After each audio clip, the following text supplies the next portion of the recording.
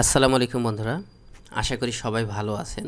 তো আজকে আপনারা আমার স্ক্রিনে যেটি দেখতে পাচ্ছেন, যারা এই সমস্যা ফেস করছেন তারা ইতিমধ্যেই বুঝে গিয়েছেন অ্যাডোব ইলাস্ট্রেটর ওপেন করার সময় এই প্রবলেমটি আসছে বা এই নোটিফিকেশনটি দিচ্ছে। তো আমরা আজকে দেখে নেব কিভাবে এই প্রবলেমটি ফিক্স করা যায়। কারণ আপনাকে এই সমস্যাটা যদি থাকে তাহলে আপনি কিন্তু আপনার কাজগুলো করতে পারবেন না।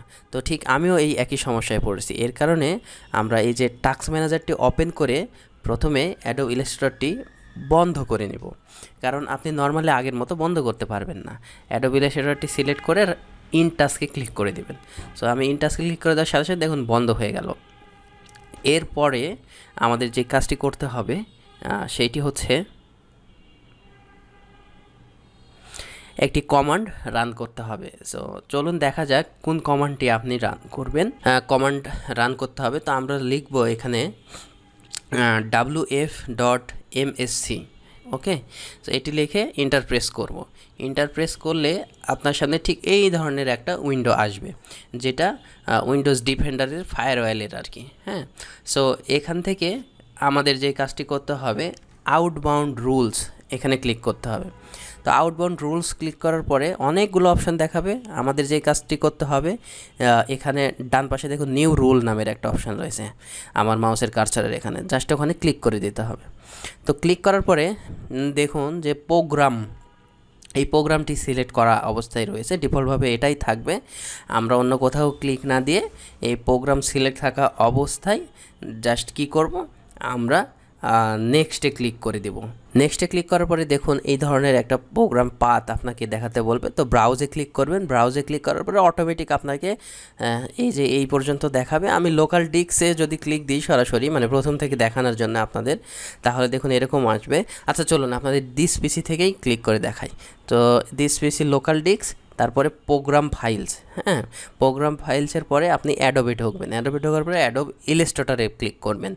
সো অ্যাডোব ইলাস্ট্রেটরে ক্লিক করার পরে আপনার কাছে এরকম একটা ফিচার চলে আসবে। এরপরে আমাদের যেটাতে যেতে হবে সেইটা হচ্ছে আমাদের এখান থেকে, এখানে না, সাপোর্ট ফাইলস, সাপোর্টস ফাইল যেই অপশানটি রয়েছে, আমরা এই যে সাপোর্ট ফাইলসের ভেতরে ঢুকবো। ওকে, সো সাপোর্ট ফাইলের ভিতরে ঢুকলাম। ঢোকার পরে কন্টেন্টসের ভিতরে ঢুকবো। এরপরে উইন্ডোজের পরে একটু নিচে স্ক্রোল করলে illustrator.exe যেই অপশানটি রয়েছে ঠিক সেইটিকে আমাদের দেখিয়ে দিতে হবে। দেওয়ার পরে ওপেনে জাস্ট ক্লিক করব, আমরা এই পার্টটি সিলেক্ট করে দেব। তো দেওয়ার পরে দেখুন আমাদের নেক্সটে ক্লিক করতে হবে। নেক্সটে ক্লিক করার পরে এই যে ব্লক দ্য কানেকশনস, এটাকে নেক্সট করে দিতে হবে, অন্য কোথাও ক্লিক দিতে হবে না। এরপরে দেখুন ডোমেন, প্রাইভেট, পাবলিক আছে, এইভাবে থাকবে। নেক্সটে ক্লিক করবেন। করার পরে এখানে আপনি আপনার পছন্দের মতো একটা নাম নেবেন। আমি এখানে ব্লকড অ্যাডোব ইলাস্ট্রেটর এই নামটি দিয়ে দিলাম এবং ফিনিশে ক্লিক দিলাম। তারপরে চলুন দেখা যাক এবার আমরা যদি এখানে দেখি ব্লকের এখানে, তাহলে ওই যে দেখবেন যে আমরা ব্লক অ্যাডোব ইলাস্ট্রেটর যে নামটি দিয়েছি সেইটি দেখাচ্ছে। এরপরে আমরা এখন ইলাস্ট্রেটরটি ওপেন করে দেখব।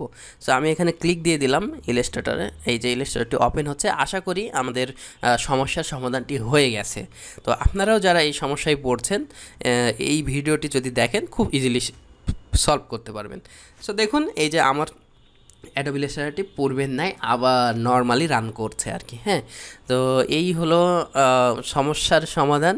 আপনারা যদি এখনও আমার এই চ্যানেলটি সাবস্ক্রাইব করে না থাকেন, অবশ্যই সাবস্ক্রাইব করে দেবেন এবং নতুন নতুন ভিডিও পাওয়ার জন্য অল বাটনে, নোটিফিকেশানের অল বাটনটিতে প্রেস করে দেবেন।